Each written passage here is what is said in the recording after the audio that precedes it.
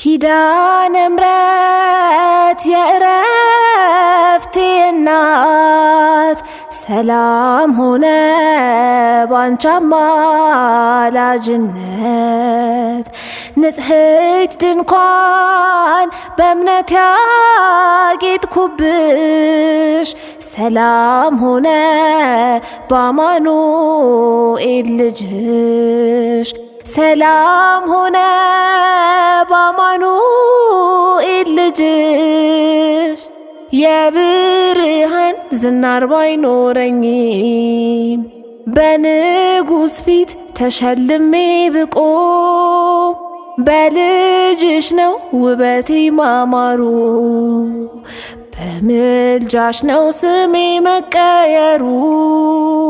በልቤ ላይ ተነበበ ልጅሽ